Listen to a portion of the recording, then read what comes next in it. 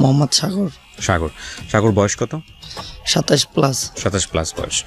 আপনি আজকে রেডিওতে যে বিষয়ে আপনার জীবনের যে ঘটনাগুলো আজকে আপনি স্বীকার করতে যাচ্ছেন, সজ্ঞানে এবং স্বেচ্ছায় বেশ কিছু অপরাধের সঙ্গে জড়িত ছিলেন, যেগুলো আজকে আপনি এখানে বলবেন।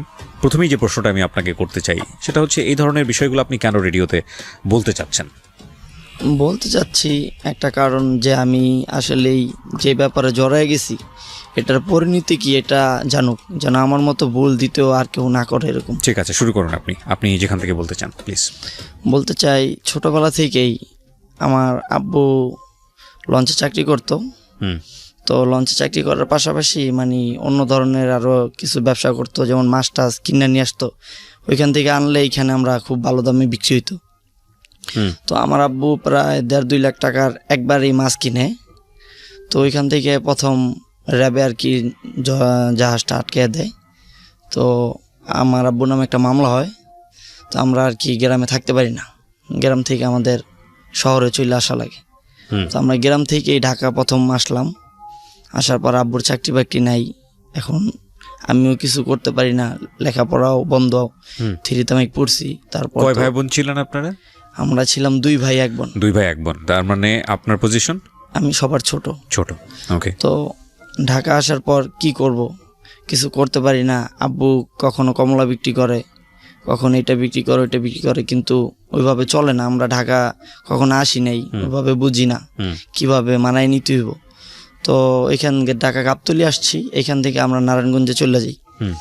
ওইখানে যাওয়ার পর আমি অনেক কষ্ট করি, যে হোটেলে কাজ করা লাগে বা কোনো গ্যারেজে কাজ করতেছি, দৈনিক 30 টাকা 20 টাকা দিচ্ছে আমাকে। এটা দিয়ে মানে মোটামুটি, আমার আব্বুর তো চাকরি নেই, আমরা কি করব, আমাদের কোনো হেল্প করার মতো কোনো লোক নেই।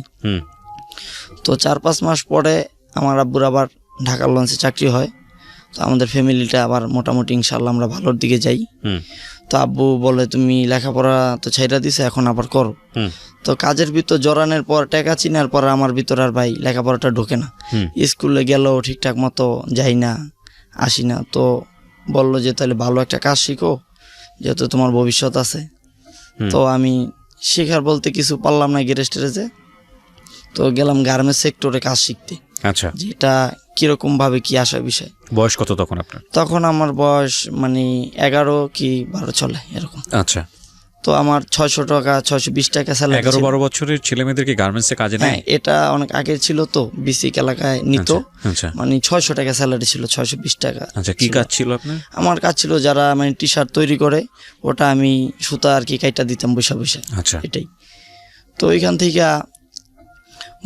প্রায় 1 বছর শেষ করলাম, কাজটা শিখলাম মোটামুটি। তখন আমি মেশিন চালানো শিখলাম, অপারেটর হইলাম।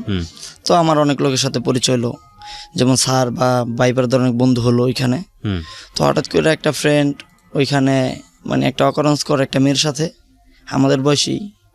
তো মেয়েটা প্রেগনেন্ট হয়ে যায়। তো ওই সময়টা দেখা গেছে ছেলেটারে ধরে নিয়ে যায় একটা এলাকায়, যে ও হয়তো বা মেয়েটাকে বিয়ে করতে হইব, নাইলে ওর অনেক টাকা জরিমানা দিতে হইব, 4-5 লাখ টাকা। তো আমি মন খারাপ করে বসে রয়েছি। আমার একটা ফ্রেন্ড আসলো, যে কি হয়েছে, মন খারাপ কেন? তো তখন ওর কাছে বললাম যে এই ঘটনা, আমার তো আরেক বন্ধুর এরকম করছে, এখন কি করা যায়? তো চল আমার সাথে। তো এই ফার্স্ট টাইম আমি এক বড় ভাইয়ের সাথে দেখা করতে গেলাম ওর মাধ্যমে। তো বড় ভাইয়ের কাছে গেলাম, যাওয়ার পর দাঁড়িয়ে আছি। বললো বসো। বসলাম। ভাই হ্যাঁ বলো কি হয়েছে? ভাই এরকম এক এলাকায় তো আমার বন্ধুরা আটকে রাখছে, এখন কি করা যায়? তো আমার বলতেছে, তো তুমি কি করলে খুশি হইবা? আমি বলতেছি, ভাই অকারেন্স করছে, আপনাদের যেটা ভালো হয়। ও তো মধ্যবর্তী ফ্যামিলির ছেলে, 5 লাখ টাকা ওর কাছে দাবি, এটা কখনোই সম্ভব না ভাই, ওটা মাইরা ফেলাইলে হইব না। তো বড় ভাই গেল ওইখানে। যাওয়ার পর ওই আমার বন্ধুটা তার সাথে খুব কান্নাকাটি করলো। তো দেখলাম যে সে বইলা দিল যে ওরে ছাইরা দাও। আচ্ছা। ওরা ছাইরা দেয় কথা বলার সাথে সাথে মনে করেন ছাইরা দিল। আমাকে বলতে যে 5,000 টাকা দিয়ে দাও ওদের। আচ্ছা। তো ছেলেটা মানে ধার দেনা করে 5,000 টাকা কোনোভাবেই দিয়ে দিল এই এলাকার লোকজনরে। তার কথা ছাইরা দিল। তো তখন আমার ভিতর ধারণা হইলো যে এরকম একটা লোক, যে তার শুধু মুখের কথাই ছাইরা দিল, বুঝলাম না ব্যাপারটা আমি। মানে সামহাও আপনাকে ওনার ব্যাপারটা আপনার মাথায় ঢুকে গেল না, যে কোন ধরনের লোক কখনো দেখি নাই, ফার্স্ট টাইম। আচ্ছা। তো ওইখান থেকেই তো হঠাৎ করে মানে 2টা ফ্যাক্টরি, 6 তলা, এই সাইডে একটা, এই সাইডে একটা। তো আমিও 4 তলায় কাজ করি, ওই সাইডে 4 তলা একটা মেয়ে কাজ করে। তো প্রথম অবস্থা মেয়েটা খুব চঞ্চল ছিল, শয়তানি করতো, ফাইজলামি করতো। তো আমি জানলার দ্বারা সবসময় নীরব হয়ে বসে থাকতাম দুপুরবেলা, যখন আর কি লাঞ্চ টাইমটা ছিল। তো একটা সময় মেয়েটার দেখি ওই ফ্লোর থেকে আমাদের এই ফ্লোরে চলে আসছে 1 তারিখে কাজের জন্য। তো আসার কালীন তো মেয়েটার আমার ভালো লাগতো মনে মনে, কারো বলতাম না কখনো যে, বা মেয়েটাকেও বলতাম না। কিন্তু মেয়েটা একটা ছেলের সাথে সম্পর্ক করে, আমি টোটালি সব জানি। আমার ফোন থেকে নিয়ে মেয়েটা কথা বলতো ছেলেটার সাথে অনেকটা সময় ধরে। তো হঠাৎ করে রমজান নিতে আসলো, আসার পরে কিছুদিন পর দুর্গাপূজা আমরা দেখার জন্য গেলাম, আমি আর আমার একটা ফ্রেন্ড। তো ও আর কি মেয়েটাকে পছন্দ করে। আচ্ছা। তো ও আমাকে বলতে যে ওরা যদি পাইতাম অনেক ভালো হইতো। তাই আমি বললাম যে আমি তো অনেক আগে থেকে পছন্দ করি, তো তুমি তো পাই অল্প কিছুদিন ধরে, আমি তো বলতে পারি না, জানি আমি সব কিছু। আর তো হঠাৎ করে পরের দিন আমরা কাজে আসলাম, তো ও বলতেছে আমাকে যে কি এখন কি তোর ব্যাপারটা ভুলে দেবো আমি মেয়েটার কাছে। তাই আমি বললাম যে না না, এরকম কাজটা করিস না। তো এক পর্যায়ে ও বলেই দিছে যে মেয়েটা কি হতো আপনাদের? মেয়েটা আমাদের কিছু না, ও ওই সেকশনই কাজ করতো। আচ্ছা, মানে একই গার্মেন্টসে কাজ করতেন আপনারা? তো ও মেয়েটার কাছে সবকিছু বইলা দিল আমার ব্যাপারে, যে ও তোমার জন্য কষ্ট করতেছে, 6 মাস 7 মাস ধরে তোমাকে অনেক পছন্দ করে, আসলেই তুমি তো জানো না ব্যাপারটা। আমি এই কথা শোনার পর ওইখান থেকে আমি চলে আসলাম। মেয়েটা জানলো আমারে, মনে মনে খুব খারাপ ভাববো, এই জন্য আমি নিজ থেকে চাকরি ফালাই রেখাই চলে আসলাম। তো মেয়েটা আমার ফোন দিছে যে তুমি আসো, কি হয়েছে, তুমি বলছো ভালো লাগতেই পারে। তো এরপরে ওই যে এই ছেলেটার সাথে সম্পর্ক করতো, ও ব্যাপারটা জানা যায় যে আমি আর কি অফার করছি এরকম। তো প্রতিদিন গ্যাঞ্জাম জয় ঝামেলা মানে লাগিয়েই আছে, যে ও 2জন লোক পাঠাই দিছে আমাকে মারার জন্য বা আমার প্রতি একটা কিছু করার জন্য। তো এক পর্যায়ে আমি চিন্তা করলাম যে আমার তো এমন একটা লোক আছে যে ওই লোকের কথায় 5 লাখ টাকা যে কোনো সময় মাপ হয়ে যায়, আর ওরা আসলেই কি। তো ওই বড় ভাইরে নক করলাম যে ভাই কি অবস্থা, ভালো, তুমি কোথায়? ভাই কাজে। তো এর ভিতর হেও আমাদের ওইখানে মাঝে মাঝে আসতো ফ্যাক্টরিতে। আমি তারপরে গেলাম, কথাবার্তা বললাম, এমনিতেই ভালো চলতেছে। তো মেয়েটা, ওই ছেলেটা খুব ওরে মারধর করতো, মেয়েটাকে খুব বকাঝোকা করতো। কোন ছেলে? ওই যে ছেলেটার সম্পর্ক করতো। আচ্ছা, মানে অন্য একটা সম্পর্কের সঙ্গে ছিল মেয়েটা? হ্যাঁ, মেয়েটা ছিল। নাম কি ছিল মেয়েটার? নাম ছিল সাথী। সাথী, আচ্ছা। তো খুব ছেলেটা মারধরও করছে, এমন সময় আমি জানতাম। এই মেয়েটাকে আপনার ভালো লাগতো? হ্যাঁ, আমি ভালো লাগতো। তো তারপরে ভাই কি যে একটা সময় যাইতেছে, মেয়েটা আমাকে ফোনে কথা বলতেছে, ও লং টাইম কথা বলতে মানে আপনার সঙ্গে ওর সঙ্গে পরিচয় হলো, কথাবার্তাও হচ্ছে? হ্যাঁ, কথাবার্তা হচ্ছে, কিন্তু আর কি ভালোবাসার কোনো কথাটা এরকম কিছু বলিনি। তো একটা সময় দেখা যাচ্ছে অনেক ছেলে টেলে নিয়ে ও আসলো, ওই ছেলেটা গেটে আজকে আমার মারবো বা আমার এই ধরনের কিছু, মানে আপনার সম্পর্কে জেনেছে ছেলেটা যে আপনার সঙ্গে সাথী কথা বলে? হ্যাঁ, সেজন্য তো প্রায় 20 জনের মতো লোক নিয়ে আসছে। তো আমি গেলাম, যাওয়ার পর মেয়েটা বলতেছে যে দেখো আমি এই লোকটা ভালোবাসি না, সে আমার ভাই, তার ফোন থেকেও তো তোমার সাথে আমি কথা বলছি, সে তো জানে তোমার ব্যাপারে সবকিছু, তো কেন তোমার জানি না শুনে সে আমার ভালোবাসবে। তো এক পর্যায়ে ছেলেটা মানতে আসে ওইখানে, খুব মানে ওর উপরে দিয়ে আমার মারতে আসে বা খুব বকাঝোকা করতেছে। তো মেয়েটা ওইখানে দাঁড়ায় বললো কি যে হ্যাঁ, যে আজকে থেকে এত ভালোবাসি নাই, আজকে থেকে ওরা ভালোবাসি, পারলে তুই কিছু করিস যা। তো ওই ছেলেটার সামনে বইলা গেল। তো ছেলেটাও এক পর্যায়ে ওর বন্ধু বান্ধব বুঝাইলো যে দেখ এখানে আমরা আসছি একটা কিছু করতে, তোর গার্লফ্রেন্ড ওই বলতেছে যে ওরা ভালোবাসি, তো এখানে আমাদের তো আর কিছু করার নেই। তো আমি আর কি করব, আমিও হতভঙ্গ যে মেয়েটা কি বললো আমাকে, মানে আপনাকে ভালোবাসে সেটাই তো বলছে? এটাই বললো। এখন আমি তো অবাক যে আরেকটা ছেলের ভালোবাসতো, ওই সম্পর্কটা ছাইরা ও কিভাবে বললো। তো অনেকদিন ভালো সম্পর্ক চলতেছে এর ভিতর, মানে তার আগেই, মানে আপনাকে আপনাকে মানে পার্সোনালি বলার আগেই সবার মধ্যে এই কথাটা? হ্যাঁ, সবার মধ্যেই, আমি কখনো বলেনি আমাকে সিঙ্গেল ভাবে। তারপর তো খুব ভালো রিলেশনের ভিতর কথাবার্তা চলতেছে। তো মেয়েটা আমাকে বুঝাইতো যে আমি বড় ভাইয়ের সাথে যাতায়াত ছিল, আসা যাওয়া ছিল, মেয়েটা আমাকে বুঝাইতো যে দেখো তুমি এরকম লোকের সাথে চলাফেরা করো, আমি এটা চাই না। কখন ওই লোকটা আমাদের ফ্যাক্টরিতে আসতো মাঝে মাঝে। এটা আপনাকে বলতো? হ্যাঁ, মেয়েটা বলতো। কোন লোকের সঙ্গে চলাফেরার কথা বলতেছে? ওই যে বড় ভাইটার কথা। যেই বড় ভাইটা আলটিমেটলি যার কথায় 5,000 টাকা হয়ে গেল, 5 লাখ টাকা। হ্যাঁ, ওই বড় ভাইটা চলাফেরা করতাম। তো তখন আর কি আমার কাছে কিছু দিত না, বা কখনো বলতো না যে ভাইয়া তুমি এটা খাও বা এটা নাও, কখনই বলতো না। আমি যাইতাম, দেখা করতাম, কথা বলতাম ভালো, হ্যাঁ এইখানেই শেষ। তো মেয়েটা আমাকে যখন বুঝাইলো, তো তখন বড় ভাইয়ের সাথে আমি একটু টোটালি কথা বলা বাদ দিয়ে দিচ্ছি যে আমার গার্লফ্রেন্ড বলতেছে আমি এইসব ব্যাপারে যাবো না, যাক ওর মন রক্ষা করতে গিয়ে। তো ওই বড় ভাইটা ব্যাপারটা বুঝতে পারে যে আমি এর থেকে দূরে চলে যেতেছি আস্তে আস্তে। তো কখনো কিছু বলে নাই। হুম তো হঠাৎ করে মনে করেন মেয়েটার, আমার যে গার্লফ্রেন্ড, ওর সাথে আমার বাসায় নিয়ে আসি, হুম আম্মুর সাথে পরিচয় করাই দিই। তো দেখা হয়, আম্মু বলতেছে তোমার বয়স অল্প, তোমার আব্বু তো এখন তোমার বিয়ে করাইবো না। হুম তা তখন আমার ম্যাক্সিমাম বয়স কত 13 বা 12.5 এরকম, আসলেই এরকম হয় না। হুম তো আমিও চিন্তা করলাম আসলেই। তো মেয়েটার আবার বাপ মা ছিল যে এই তাদের গ্রামে নিয়ে বিয়ে দিবে, এখানে এরকম হবে না। হুম তো মেয়েটার আর একটা বোন ছিল বড়, ওর দুলাভাইটা শুধু আমার সাপোর্ট করতো আমাকে, হুম হুম যে হ্যাঁ ভাই আপনার জন্য আমি আছি সবসময়। হুম আমার নাম ছিল, ওই ছেলেটার ওই একই নাম। হুম তো হঠাৎ করে এটা বাসা থেকে বললো যে আম্মু যে আচ্ছা যাও, তুমি যেটা চাও তোমার মতামতই হইব। আপনার মা আপনাকে বললেন? হ্যাঁ, আমার মা সাপোর্ট করলো আমাকে। হুম আর বললাম যে আব্বু, তো আমার মা বললো যে দেখো একটা কিছু হইলে হয়তো বা রাগ করবো তোমার বাপে, কিছুদিন পর তো হয়তো বা মাইনেই নিব। আপনার বয়স কত তখন? তখন আমার বয়স 13। 13 বছর বয়সে আপনার মা রাজি হচ্ছে আপনাকে বিয়ে দিতে? আমার মা রাজি হলো যে আমি, আমার ভাই থাকে দূরে, আমরা যখন ঢাকাতে, আমার ভাই কিন্তু আমাদের সাথে না, বা আমার বোনও বিয়ে হয়ে গেছে, আমাদের সাথে থাকে না। তো আমার বাবা মার বলতে গেলে আমি একটাই ছেলে এরকম মনে হয় যে আর কি, তারা দূরে থাকে। তো মা রাজি হলো যে তোমার খুশিতেই খুশি, যাও আর কি। তো তখন একটা ডেট দিল আমার মা যে এরকম 10 তারিখ বিয়ে। তো এর ভিতর ওই ওর দুলাভাই বাইরে যাইব, তো তার ডেট পুরো যায় 7 তারিখে। তো তারপরে ও আমার ফোন দিল 6 তারিখ যে তুমি আমাকে এখন নিয়ে যাও। তাই আমি বললাম যে তোমার আমার তো কথা হইয়াই আছে, তোমাকে আমি 10 তারিখই তো নিব, তো তুমি এখন 7 তারিখ 6 তারিখ কেন চাপ দিতেছ? আচ্ছা। তো ও বলতেছে যে আমার যে সাপোর্ট করার মতো লোকটা, ওই লোকটা চলে যেতেছে, আর উনি গেলে তোমার কাছে দিব না, বাপ মা এখান থেকে নিয়ে যাবে আমার। আচ্ছা। তো আমি আর কি ব্যাপারটা অতটা মাথায় গামাইনে সিরিয়াস নিই কখনো। হ্যাঁ। তো তখন আমি ফোন বন্ধ করে দিলাম, রাগ করে, যে বারবার ফোন দিচ্ছে, জ্বালাতন হচ্ছি। তো পরের দিন ফোন দিচ্ছি, ওর ফোন বন্ধ। পরের দিন শুনতেছি ওরা এখানে কেউ নাই, পুরো ফ্যামিলি চলে গেছে, ওর দুলাভাই বিদেশ গেছে, আর ওরা পুরো ফ্যামিলিটা এখানে নেই, তারা গ্রামে চলে গেছে। তো তখন আমি খুব ভাঙা পড়ি যে আমি শেষ, আমার ভিতর কিছু নাই।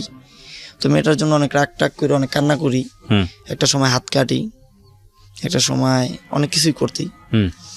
তো বাসায় কাজ কাম ছেড়ে দিই পুরো টোটালি, বাসায় থাকি। তো বাসা থেকে মানে অনেক সময় দেখা গেছে মাথার ভিতর অনেক কিছু ঘুরে, যে ওরে না পাই নাই, মইরা যাবো, এই সেই। এটা কোনো যোগাযোগ করতেছে না। আচ্ছা। প্রায় 3 মাসের মতো হয়ে গেছে গা, আমি অনেক কষ্টে দিন কাটাইছি।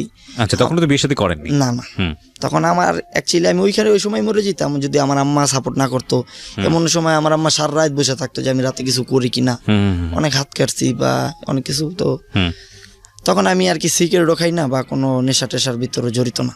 যখন একটা মেয়েটা চলেও গেছে, খালি ঘুমের ট্যাবলেট নিতাম যেন একটু ঘুমায় থাকলে ওর কথা ভুলে যেতে পারি। আচ্ছা। তো ও 3 মাস পর আমার একটা ফোন আসলো, ফোনটা রিসিভ করলাম। 3 মাস পরও বললো যে দেখো আমার তো বিয়ে শাদী হয়ে গেছে, তুমি ভালো কিছু করো, বিয়ে শাদী করে নাও।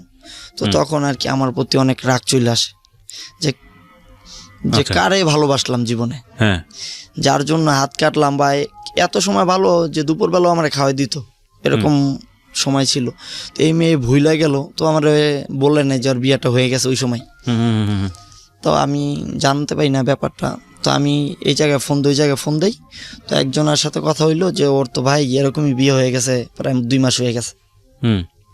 তো তখন আমার ভিতর সব কিছু চেঞ্জ হয়ে যায়, যে আমি আর ভালো থাকবো না, আমি একটা কিছু করি।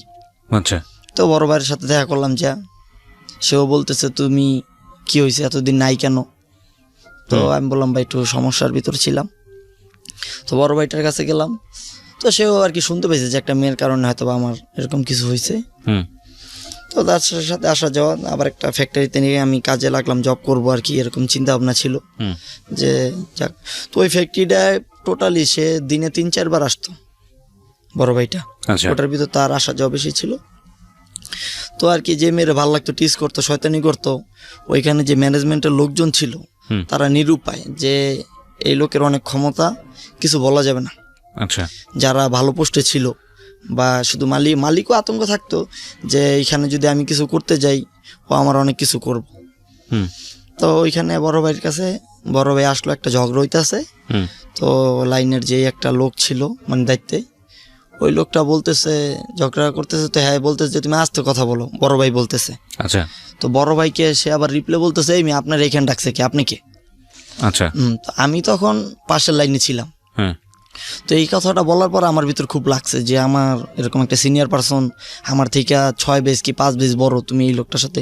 তো আমি গিয়ে ওই লোকটার মনে করেন ধাক্কা দিলাম আর একটা চটকনা দিলাম ওই লোকটারে অতি ফাস্ট। তো এই জিনিসটা আর কি বড় ভাই খেয়াল করলো যে আসলে বড় ভাইয়ের প্রতি আমার একটা ভালোবাসা বা মায়া জিনিসটা আছে। তো ওই দিনকে এই রাত্রে আমার ডাকাইলো, কই তুমি আসো, তার ক্লাবে গেলাম, বসে রয়েছি। তো বললো তুমি এরকম করলা লোকটার সাথে। আমি কি ভাই জানেন না আপনার লেগে খারাপ ব্যবহার করছে, এই জিনিসটা আমার ভিতর খুব লাগছে। তো বড় ভাইটা মানে এরপর থেকেই বেশি ফোন দিত, কই আসো কি আসো বিষয়, মানে কাছে যাওয়ার জন্য। আচ্ছা আচ্ছা, মানে পছন্দ করতো? হ্যাঁ, আমার পছন্দ করতো। তো একটা সময় আমি ফোন দিলাম শুক্রবার দিন, ভাই কোথায়? তাদের একটা বাড়ি ছিল, নিচতলায় গেলাম তার রুমে, যাই দেখতেছি যে ইয়াবা যেটাকে বলে কখনো দেখি নাই বা কখনো চিনিও না, ফার্স্ট টাইম গেলাম, দেখতেছি যে লাল ট্যাবলেট যেরকম ব্যথার ট্যাবলেট হয় 2 টাকা দামের, ব্যথার ট্যাবলেটগুলো এরকম ছিল অনেকগুলো, প্রায় 20-25টা। তো আমি বলতেছি ভাই এগুলি কি? বসো। তো তার বসলাম রুমে, তো সে খাচ্ছে, আমি কখনো নামও জানতাম না।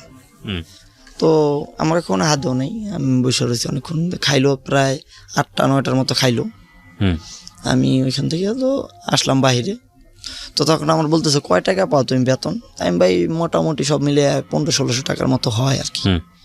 তো বলে এই টাকা তো তুমি তো মনে করো একদিনই কামাই করতে পারো।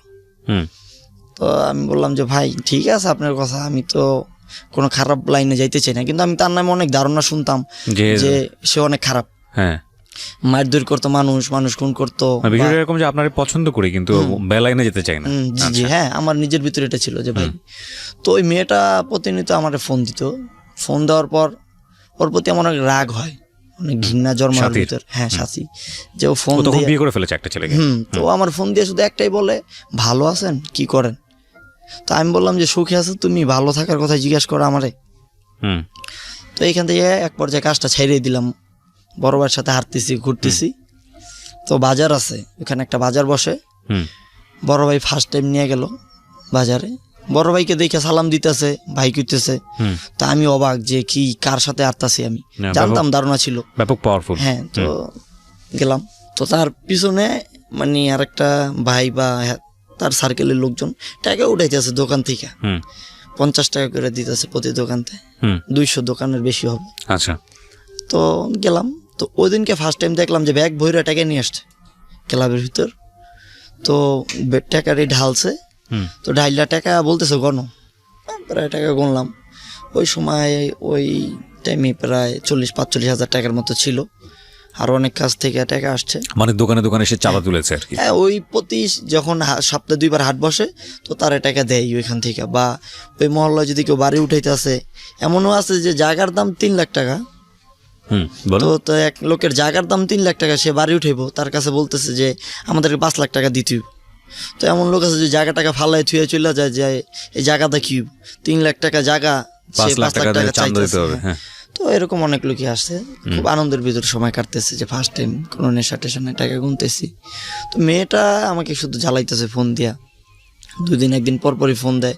এই টাকা দিল আপনাকে? পুরো টাকাই না, টাকাটা আমি তখন অবস্থায় নিইনি। তো তখন টাকাটা গুনলাম, টাকা রাখতেছে, ডয়ারে রাখতেছে, দেখলাম ভালোই, মোটামুটি তো চাকরি করি না, তার সাথে যাওয়া আসা করি। তো কিছুদিন পরে আর অনেক জায়গা থেকে টাকা আসতো, যেমন ট্রলারের যে পারাপার করে লোক, ওইখানে গেলাম ঘাটে টাকা উঠায়, বা লঞ্চে যাইতেছে এরকম একটা আছে, ওইখান থেকেও টাকা উঠায়। তার অনেক ঠিক থেকেই টাকা আসতো। তো একটা সময় এক জায়গা থেকে টাকা 5 লাখ টাকা দেওয়ার কথা একটা লোকে, তো ওইখানে কাউরে পাঠাইলো না, আমাকেই পাঠাইলো যে তুমি যাও, যাই এই নাম্বারটায় ফোন দিবা, 3 তলা বাড়ি, ওইখানে যে ফোন দিবা, তোমারে 5টা বান্ডিল দিব টাকার, প্রথম অবস্থায় বললো। তো আমি বললাম কত টাকার মতো হইব? বললো আচ্ছা আমি ফোন দিতেছি। তারপর ফোন দিল, তো বললো যে 5টা বান্ডিল না, বান্ডিল হইব 10টা। তো গিয়া ফোন দিলাম, আসলাম টাকা নিয়ে। টাকা এত টাকা দেখে ভালো লাগছে, টাকা দেখছি আগেও, কারণ বাবা যখন করতো তখন জাহাজে চাকরি করতো, তখন আমার বাবা অনেক টাকা নিয়ে আসতো ব্যবসার থেকে। আমরা এমন সময় ছিল যে দেশ বাড়িতে অনেক ডাকাতি হইতো, আমরা টাকা বালিশ বা এই তোষকের নিচে লাইসাও ঘুমাইছি, অনেক টাকা দিছি। তো কখনো মনে হয় না যে 10 লাখ 5 লাখ টাকা বা নিয়ে চলে যাই। গেলাম, তো যাওয়ার পর আমার বলতেছে টাকা লাগবে তোমার, আমি কী করুম টাকা দিয়ে ভাই, লাগলে কিছু নাও। তো ওইখানে মনে করেন ডয়ারই টাকা কেউ ধরে না, তারা খুব অনেক ডরায়, যারা সার্কেলে ছিল সবাই ডরায়, খুব ভয়ঙ্কর লোক। তো এক বন্ধু ফোন দিল, গেলাম, ওর সাথে দেখতেছি ওরা কাঠ খেলতেছে। জীবনে ফার্স্ট টাইম দেখতেছি যে ওরা কাঠ খেলতেছে, কী খেলতেছে বুঝতেছি না, কই ফোটা বলে কি না বলে বুঝতেছি না, দাঁড়াইছে অনেক সময়। তো এক সময় ওই খেলাটা চেঞ্জ করে অন্য একটা খেলা খেললো, যে এখানে ফোটা বলবো যে 10টা যদি ডাইন সাইডে পড়ে তাহলে সে পাইবো, বাম সাইডে পড়লে যে আর কি কাঠটা দিব সে পাইব। তো এটা বুঝলাম, দাঁড়াই থেকে দেখলাম। তো তখন নিজের ভিতর মনে হইলো যে আসলে একটু খেলি। তো তখন আমার কাছে প্রায় 80-90 টাকা ছিল। আচ্ছা। তো অতি ফার্স্ট মনে করেন গেলাম খেলতে, 80-90 টাকা থেকে প্রায় 2700 টাকা জিতছি আমি ফার্স্ট টাইম। তো এই জিনিসটাই দারুণ হইলো যে সময় নাই, কাজ কাম নাই, কী করুম। তো বড় ভাইরে হাত দিয়ে গিয়ে বললাম, ভাই টাকা লাগবে। কত টাকা লাগবে ভাই? 1000 টাকা দেন। তো আমার কাছে ওই সময় 1000 টাকা অনেক কিছু ছিল, যে আসলেই 1000 টাকা এত হাজার টাকা ছিল, 1000 টাকাই ছিল।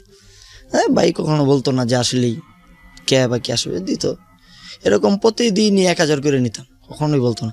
আর ভাই খুব ভালো জানতো যে অনেক ব্যাপারই, ভাই একটা মেয়ে নিয়ে আসছে, বলতো রুমে তার কেউ নাই, আমি বলতাম আমি আছি, বলতো বসো, বাইরে বসতাম, মেয়েটার সাথে সময় কাটাইতো। তো চলে যেত বাইরে, দেখতাম যে ঘনিষ্ঠ হিসাবে আমি, বড় ভাই থাকে বা তার বন্ধু বান্ধব থেকে, হ্যাঁ আমাকে অনেক ঘনিষ্ঠ। তো ভাই কখনো বলে না যে আসলে তুমি এটা খাবো, এটা আমি প্রতিদিনই দেখতেছি জিয়া বা নিতেছে, তখনও আর কি নামটা ওরকম ভাবে জানি না। তো তার এবার ইসে দৈনিক 20 টাকা লাগি ওই লোকের, এরকম ওদের যাইতেছি আইতেছি, এই মেয়েটার জ্বালায় আর বাঁচতেছি না। একটা সময় যে মনে হইলো যে এটা কি একদিন খাইয়ে দিই, মানে এই সাথীর কথা বলছেন? হ্যাঁ সাথী, যে একটা দিন দেখি খাইয়া কি জিনিসটা। তো ফার্স্ট টাইম ভাইয়ের ওইখানে গেলাম, তো ভাই বলতেছে যে এটা এখানে রাখো, একটা প্যাকেট দিল, এক প্যাকেটে প্রায় 700 ইয়াবা, 700 না দিল ফার্স্ট টাইম। এটা মানে এই ঘর থেকে ওই ঘরে নিতে বলছে, তো ওই ঘরে নিয়ে রাখলাম। তো আমার মনে হলো যে তো গোনা না, মনে সম্ভবত আগুন নাই কি আসে বিষয়। আমি এখান থেকে মনে করেন 5টা নিলাম। আমি বুঝি না যেভাবে খাওয়ার প্রক্রিয়াটা, ওইভাবে বুঝি না আসলে কি লাগে না লাগে। একটা সময় কিছুই বুঝি না, তো বাদ দিয়ে দিলাম, না এটা হয় না আমার দিয়ে। তো সে আবার গাঁজাও খাইতো অনেক সময়, মানে ওইটাই বেশি খাইতো। তো দেখা গেছে সিগারেট যেই কটাই খাইতো, সিগারেট খাইতো না, গাঁজাই খাইতো ম্যাক্সিমাম সময়। তো ওইটা ভাইয়ের কাছ থেকে দেখতাম, মনে হইতো যে কখনো খাই, কিন্তু আসলে সিগারেট খাইতে চেষ্টা করলে দেখতাম যে আমার নাকে মুখে উঠে বা কাশি হয়, এরকম কখনো খাইনি জীবনে। তো একটা সময় চেষ্টা করলাম যে সিগারেট খাওয়াটাকে শিখি অন্তত, তো তারপরে যা হইব। তো এর ভিতর বাড়ির সাথে ক্লোজ হয়ে গেলাম, ভাই টাকা দিচ্ছে বান্ডিল বা ওই প্যাকেট দিচ্ছে। এমন সময় আছে যে একটা অস্ত্র আইনা দিল আমার কাছে ফার্স্ট টাইম, এটা রাখো। তো বেরোছি, ক্লাবে কেউ নাই, কথা বলতেছি কি আসে বিষয়। তো তখন নামটাম জানি না, ওটা ছিল 5 ml, তো নামটা আমার কি ওরকম ভাবে জানি না। তো দেখলাম এই জিনিসটা কি, ভাই এটা কী করেন, এটা লাগে মাঝে মাঝে আমাদের কাজে লাগে। তো অনেক সময় দেখতাম ভাই আমার কাছে দিত, আমি শুধু মনে করেন কিছুক্ষণ রাখতাম, বা আমার বলতো এই রুম থেকে ওই রুমে রেখে আসো, কখনো নিজের ভিতরেই হইতো না। তো ভাইয়ের সাথে এই জড়াইতে মোটামুটি ভালোই, বাসায় জানে কাজ করি, কিন্তু আসলে বাসায় মাস শেষে 1600 টাকা ওই ভাইয়ের কাছ থেকে নিয়ে দিয়ে দিই, এর বেশি দিই না, কারণ বুঝে যাবে যে আমি কাজ করি না বা আসে বিষয়। কিন্তু একটু বাসায় রাত করে ফিরতাম সবসময়। তো মা জানতো যে আসলে ক্যারাম বোর্ড খেলি বা এরকম কিছু করি, সময় পার করি। মা কখনো আর কি জানতো না, পুরো জিজ্ঞাসা করে নাই যে আসলে কোথায় যাও কি করো। তখন ফার্স্ট টাইম ভাই কি করলো, একটা ফোন কিনা দিল। যে আসলে তো ফোন আমার ছিল বলতে ফ্যামিলির একটা ফোনই ছিল, তো আমি মাঝে মাঝে নিয়ে আসতাম, ফোনে পাই না মানে, তো ভাই একটা ফোন কিনে দিল ফার্স্ট টাইম। তো দেখতাম অন্য কোনো নাম্বার টাম্বার আসতো না, ওই বাসা গিয়া সাথীর সাথে মাঝে মাঝে ফোনে কথা হইতো যে এই নাম্বারটা আমার নতুন। সাথী কি তখন সংসার করছে কারোর সঙ্গে নাকি? হ্যাঁ অবশ্যই সংসার করে আপনার সঙ্গে কথা বলতো। তো এক সময় আমার অনেক ফ্রেন্ড এই ইয়াবাটা খাইতো, তো ওদের কাছে আমি অনেক বলতাম, আমার কাছে এগুলি অনেক সময় থাকে, এগুলি অল টাইমই থাকে, মানে ওদের কাছে আলোচনা থাকতো। তো ওরা বলতো যে তাহলে আমাদেরকে টাইনা দিলে তো পারো। তখন এটা ফার্স্ট টাইম অনেক দাম ছিল, 300 বা 400 টাকা এরকম ছিল। তো ওদের দিয়ে দিতাম, মানে ভাই কখনো কিছু বলতো না। ভাই জানতো যে এখান থেকে আসলে তার গোনা ছিল যে কম পাইতেছি কি আশেপাশে, কখনো বলতো না। তো ওদের দিয়ে দেওয়ার পর এক পর্যায়ে খাইতে খাইতে মানে দেখতে দেখতে আমারও শিখলাম ব্যাপারটা। তো একসময় আমিও খাইতাম 2টা 3টা এরকম খাওয়া শিখলাম। অগণিত আমার কখনো ভাই যাই খাইছি কখনো কিনা লাগে নাই, কারণ ওই ভাইয়ের কাছে এমন সময় আছে যে 1 প্যাকেট নিয়ে আসছে গাঁজা, যে এটার ভিতরে 5 কেজি। তো নিয়ে আসছে যে জায়গাটা, ওইখান থেকে ক্লাব থেকে আমাকে বলতো যে বাড়ি ছিল এই পাড়ার ওই পাড়া, তো আমার বলতো টলার পাড়ে তুমি ওই পাড়ে যাও, ওইখানে যে একটা লোক আছে তার কাছে দিয়ে দাও, সে ওর বাসায় নিয়ে রাখতো। তো আমার ভাই যেই বড় ভাই ছিল সে আর কি নেশা বিক্রি টিক্রি ওরকমভাবে করতো না। তার কাজ কি ছিল মূলত? তার কাজ ছিল সে খুব মানে যারা বড় নেতা হয় এমপি টেমপি তাদের খুব কাছের ঘনিষ্ঠ ছিল। ওকে। তার কাজ ছিল কে বাড়ি উঠাইলো, কি হইলো, কইতে টাকা আইলো বা কই গ্যাঞ্জাম আছে, সব ব্যাপারেই সে আছে। তার ব্যানারে ছবি টবি ছিল না, কিন্তু তার ছোট লেভেলের যারা তারাও ব্যানারে ছবি দিত, সে ছবি টবি এইসব জিনিসটা ফলো করতো না কোনো সময়। তো তার কাজের ভিতর ওই যে দেখছি ওইটাই গুন্ডামি মাস্তামি, এদের ছাড়া কোনো কাজ নেই। তার নামে অসংখ্য মামলা।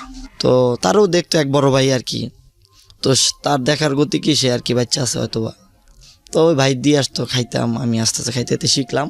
মেয়েটার আর কি ভাই মেন উদ্দেশ্য, মেয়েটা আমাকে খুব জ্বালাতন করতো, মানে আগুন যেটা নিবেন না ও ওইটা জ্বালানোর জন্য ফোন দিত আমাকে, যে কেমন আছো কি আসো। ফোন ব্লক করে দিতে পারতেন? হ্যাঁ, ওই তখন আবার মাঝে মাঝে নিজেই কান্না করতাম, ফোন নিজেরও একটা মিস করতেন। হ্যাঁ, যে অনেক ভালোবাসতাম, যে আপনার বিশ্বাস না হয় আমার তো হাত কাটা আছে ভাই, এখনো প্রায় 100-150 কাটছি আমি হাতে এরকম। তো এক সময় খাইতে খাইতে এরকম হইতেছে যে না খাইলে ভালো লাগে না, ইয়াবা মাথাটা ঝিমঝিম করে ভাই, শরীর কিরকম লাগে যে ভালো লাগতেছে না, কিরকম খালি খেলি। তো হঠাৎ করে ভাই নাই, ভাই একটা বড় কাজে চলে গেছে কোথাও দূরে, যে ভাই রাইতে 3-4 দিন লাগবে। তো ক্লাবে যারা ছিল তারা একটু মার করতো যে ও খুব ক্লোজ, কারণ এই সেই, সবাই আমার ভালো চোখে দেখতো না কখনো। এরকম লোক ছিল যে প্রায় 8 বছর 10 বছর ধরে তার সাথে অত ঘনিষ্ঠ না, কিন্তু আমার পরিচয় 6 মাস 1 বছর আমি অনেক ঘনিষ্ঠ, অনেক ক্লোজ। তো এই জিনিসটা তাদের ভিতর ভালো লাগতো না। কিছু যদি জিজ্ঞাসা করতাম, হয় জানি না, অন্য জায়গায় দেখে সেই মানে আমার সাথে ওরকমভাবে খারাপ ব্যবহার। তো ভাই আবার আইলে খুব ভালো, যখন বড় ভাই থাকতো তখন খুব ভালো। যে কিছু কিছু লোক আছে যে অনেক বড়, আমার থেকে 2 বছর, আমার আপনাকেও কইতেছে বড় ভাই সামনে খুব ভালোই করে, কিন্তু সে যখন না থাকে অনেকে খুব খারাপ ব্যবহার করে আমার সাথে। তো ভাই নাই এরকমভাবে। তো হঠাৎ কইরা ফোন কেনার পর একটা মেয়ের সাথে কথা বললাম, দেখা হইলো, মানে গার্মেন্টসই ও কাজ করতো, মেয়েটা গার্মেন্টসই কাজ করতো, দেখা হইলো। তো ওর সাথে কথা বললাম, ফোনে কথা বলতে বলতে মেয়েটা যখন সম্পর্ক রাজি হলো যে আমি ওর ভালোবাসি, মেয়েটা আমাকে ভালোবাসে, তখন আর কি জানতো না যে আমি সব লাইনে আসলে আসি বা কি আসা বিষয়। তো তারপরে একটা সময় মনে হইলো যে না আমি সংসারই হবো, আমি সব বড় ভাইয়ের সাথে জ্বরে আছি প্রায় 9 মাস 1 বছরের, আমি আর এখানে থাকবো না, একটা কিছু কইরা আমি ভালো হয়ে যাবো। তো বাসা থেকে আবার বললাম মায়েরে যে আসলেই একটা মেয়ের ভালোবাসতাম, আমারও তো পাইলাম না, আর ওর জন্য কি করলাম তুমি তো দেখছোই, এখন আর একটা মেয়ের ভালোবাসি কি করবা। বললে তোমার যেটা খুশি তুমি ওইটা করো, বিয়ে করবা করবা, তোমার সুখ তুমি বুঝো। আজকে আমরা ফ্যামিলিগত এক জায়গায় করলে আমরা ভালো দেখে করতে পারতাম, তুমি যদি ভালো থাকো তাহলে তুমি করো, তোমার ব্যক্তিগত ব্যাপার, কারণ তুমি আমার একটাই ছেলে এরকম। তো এর ভিতর বড় ভাইটাই, তার খবর নাই, সে আর কি দূরে চলে যায়, তার কোনো খোঁজ খবর থাকে না। তো তখন বড় ভাইরে বললাম যে ভাই আসলে এই লাইনটা আমি আর করতে চাই না। হঠাৎ করে আমার ভিতর ধারণা হলো যে না আসলেই অনেক খারাপ হয়ে গেছি, আমি আমার ভিতর মনে হইতেছে খারাপ, আমি আর ভাই লাইনটা ভালো লাগে না। তখন ভাই খুব হাসি খুশি থাকে, কিন্তু মনে করেন এত মুখ কালা করলো যে পারেন ওই জায়গায় যে আমার গুলি করে দেয় ক্লাবের ভিতর। আচ্ছা, আমার জিনিসটা আমার ভিতর মার্ক হয়েছে যে আসলেই কথাটা বলনে সে খুশি না। তো আমি কি করুম, কোনো কিছু ভাইবা পাইতেছি না। মেয়েটা তখন অ্যাকচুয়ালি সব জানে যে আমি তো খারাপের লগে জড়িত, খারাপ। তো বড় ভাই চিন্তা করলো আগে যেটা না করতাম সেটার থেকে আর বেশি করার চিন্তা করলো। এখন থেকে আমারে যেখানে বলে আমি তো আর কাজ করি না, তার সাথেই থাকি। এমন জায়গা আছে যে যাও, যে টাকা চাইবা, আমার সাথে পোলাপান যেত, টাকা চাইবা, যদি না দেয় কিভাবে টাকা আনবা এটা তোমাদের ব্যাপার। ওর কাছে টাকা আছে কিন্তু দিতে চাইবো না, কিন্তু ওর মারধর করলে টাকা পাইবা। তো 8 জন 10 জন যাইতাম আমরা, আমি মানে ওদের ভিতরে ছোট ছিলাম সব থেকে। তো কথা বলতাম ভাই পাঠাইছে টাকা লাগবে, এই বলতো নাই।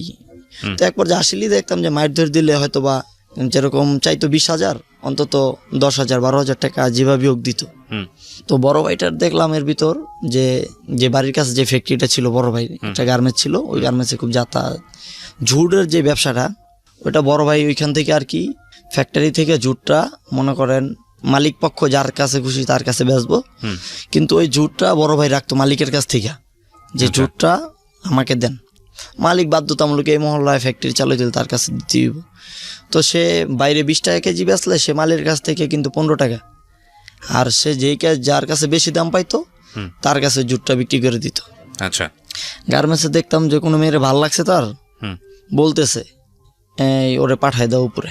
হ্যাঁ, তখন আমি গার্মেন্টস চাকরি করি না, বাইরের সাথে যাওয়া আসা করি। হুম তো মেয়ে গেলে ভাই 2 সিঁড়ি 3 সিঁড়ি উপরে, যেরকম আমি 3 তলায় সে 5 তলায়, হুম মেয়ে যাইতো কথা বলতো। তো একটা সময় শুনতাম মেয়েটা খুব আকুতি মিনতি করতেছে বা কান্না করতেছে। হুম তো আমি শুনতাম, আমার দায়িত্ব ছিল যে এখানে দাঁড়ায় থাকো, কেউ আসলে তার উপরে যেতে দিবা না বা বলবা আমি আসি উপরে। আচ্ছা, মানে আপনি বাইরে থেকে সাউন্ড পেতেন যে মেয়েটা হ্যাঁ। আকুতি কাকুতি মিনতি করতেছে। তো আর কি আমার বুঝার আর বাকি নেই যে এখানে কি হয়েছে। হুম তো মেয়েটারকে বলা হইতো যে তোরা তোকে এই মহল্লাতে উঠাই দিব, তোরা যদি এরকম করস বা কিছু করস তোকে এই মহল্লাতে উঠাই দিব। তো দেখা গেছে ওইখানে এরকম করতো প্রায় সময়। তো বাইরের কাছ থেকে এই মেয়েগুলো কোথা থেকে নিয়ে আসতো? মেয়েগুলা ফ্যাক্টরিতে কাজ করতো, মানে গার্মেন্টস ফ্যাক্টরিতে কাজ করতো? ফ্যাক্টরিতে কাজ করতো, কিন্তু ওই তার ক্লাবের আশেপাশে এই মহল্লায় বাড়ি। আচ্ছা, যে মেয়েটা গরিব বা চাপ সৃষ্টি করলে কোনো সমস্যা করতে না। পারবে না। হুম তো এর ভিতরে আমিও মনে করেন ওই মেয়েটার সাথে আমার যে বিয়ে শাদী হইব বা আমি কথা বলতেছি, হুম হঠাৎ করে মেয়েটা মনে করেন আবার ওই সাথীর মতোই অবস্থা, ওর বাপ মা দেশে নিয়ে এই কামটাই করলো, বিয়ে শাদী দিয়ে দিল, হুম আমার সাথে যোগাযোগ নেই। তো তখন আমার ভিতর খুব রাগ লাগলো যে আমি আর ভালো থাকবো না, যাও বলছিলাম ভালো হবো, এখন আর ভালো থাকারই নেই। হঠাৎ করে একদিন এক ছেলে আর এক মেয়ে মেইন রাস্তা দিয়ে ঘুরতেছে, আমি আর ভাই রইছি রাস্তায়, ছেলেরা ডাক দিছে এদিকে আয়। আমিও বড় ভাইয়ের সাথে, তো বলতেছে যে ছেলেটা মানে একটু তারামি করলো যে কী হয়েছে ডাকেন কে। হুম তো রাস্তার ভিতর মনে করেন অনেক লোক, অনেক গাড়ি, অনেক কিছু চলতেছে, ওইখানেই মানে ছেলেটারে থাবড় দিল 2টা। তো আশেপাশে অনেক লোকজন আসছে। তো তার যেই মানে মাথায় বেরেন বা তার যেই ক্যাপাসিটি, সবাই বলতেছে এখানে দাঁড়িয়েছেন কে আপনারা, মানে সবাই দমকাইতেছে, যারা রাস্তায় পাবলিক যারা দাঁড়িয়েছে তাদেরকে দমকাইতেছে যে এখানে কেন দাঁড়িয়েছেন, আমার ছোটো ভাইরা মারতেছে, আপনারা কি কেলে দাঁড়িয়েছেন। তো সবাই আসলে আহম্মকের মতো দাঁড়িয়ে আছে, যে তার ছেলেটার তো কিছু বলারই সুযোগ দেয় না, এক থাবড় দিছে, ও গাল ধরে বসে রয়েছে। হুম তো ছেলেটা নিয়ে গেল এক বাসায়, মানে এক পোড়া বাড়ি বলতে হবে, বন্ধ বাড়ি। টাইনা টুনে? তাই না, মানে ও থাবর খেয়া গাল ধরে রয়েছে, এক হাত ধরে ওরে নিতেছে, ও যে কিছু বলবো ওরকম মানে শক্তি নেই। আর মেয়েটা ছেলেটার পিছিয়ে যেতেছে, মেয়েটাও মানে কিছু বলতে পারতেছে না যে কেউ চিৎকার দেবো বা কি আসা বিষয়। তো গেলাম ওইখানে, মেয়েটা নিয়ে গেল একটা রুম, মানে দরজা নেই, ওই রুমের সামনে ছেলেটারে বলতেছে যে এখন কি করবি, ওরে তো এই করবি কেন। আমার বললো যে দেখতে ওরতে কী আছে, একটা মোবাইল পাইছি আর মনে করেন কিছু টাকা পাইছি 200-300 টাকা। তো ও বলতেছে যে তুই আর ভালোবাসো, ছেলেটারে জিজ্ঞেস করতেছে। ছেলে বলে যে না ভাই আমি ওরে চিনি না, ও মানে আমার সাথে একসাথে কাজ করে, আমি আসতেছি। তো ওই কথা বলার পর ছেলেটাকে মানে এখান থেকে ছাইরা দইল, মানে ও পলায় যাওয়ার চেষ্টা করতেছে। তো আমার বললো কতক্ষণ ধরে রাখতে, তো আমি ধরে রাখলাম, মারধর করি না এমনি। তো ছেলেটা এক পর্যায়ে চলে গেল। তো তখন বড় ভাই মেয়েটার সাথে খারাপ কিছু করলো। তো বড় ভাই ওই দিনকে ফার্স্ট আমাকে বললো যে যাবি। আমি এক পর্যায়ে গেলাম মেয়েটার কাছে। তো যাই মেয়েটা দেখতেছি যে অনেক আকুতি মিনতি করতেছে, ভাই পাউটা ধরতেছে, মাপসাপ চাইতেছে। তো আমি বললাম যে এখন যদি আমি এখান থেকে বাইরে হয়ে যাই, বড় ভাই আবার আমার পাঠাইব, তো তুমি এখানে চুপচাপ থাকো, কিছুটা সময় তো বাইরে চলে গেছে, তুমি আমার সাথে 5টা মিনিট বসো, এমনিতেই কোনো সমস্যা নাই, 5 মিনিট পর আমরা দুজন একসাথে বাইরে যাও। তো আর মেয়েটার সাথে কিছু করলাম না, কিছুক্ষণ পর আসলে বাইরে হয়ে গেলাম ওইখান থেকে, মেয়েটাও চলে গেল। ওই ছেলেটা তো আগেই ছেড়ে দিয়েছে। তো এই ভাই মানে অনৈতিক কাজগুলো থেকে মানে এইখান থেকেই আর কি, ওই যে বলছিলাম যে ভাই আমি আর করতে চাই না, তো আরো জড়াইতে চাইতেছে আমার আর কি, মানে আরো বেশি ইনভলভ। আগে তো কোনো সময় হাঁটতো না বা কিছু বলতো না, অনেকগুলাই সেই বলে যে এটা কর ওইটা কর, মানে আবার এমন আছে যে মনে করেন ওই এলাকাটাতে অনেক খারাপ কিছু মেয়ে আছে, একটা ফ্ল্যাট আছে 4 তলা, ওইখানে 3 বোন থাকে আর মেয়েটার মা থাকে। তো ওইখানে গেলে দেখতাম যে 20টা 30টা ইয়াবা নিয়ে গেলে মেয়েটা খাইতো, মেয়েটার মা খাইতো, হ্যাঁ যারে ভাল লাগতো ওই মেয়েটার সাথেই শারীরিক সম্পর্ক করতো ওই 3টা মেয়ের ভিতর। তো ওই বড় ভাই তো জড়াই গেল, আর আমি তো বড় ভাইয়ের সাথে যাই। তো দেখতাম যে বড় ভাই বাসায় যাইতো, খালা বলতো মহিলাকে, তার মেয়েদের সাথে সে কাজ করতে এরকম। তো আমি একটা সময় মনে হলো যে মেয়েরা কি, আমার তো জীবনটা নষ্টই করলো, 2টা মেয়ে একটা পুরোপুরি শেষ করলো, ওরা আমার কথা ভাবলো না, বিয়ে করলো। তো এই ফার্স্ট টাইম আমিও যাইতাম।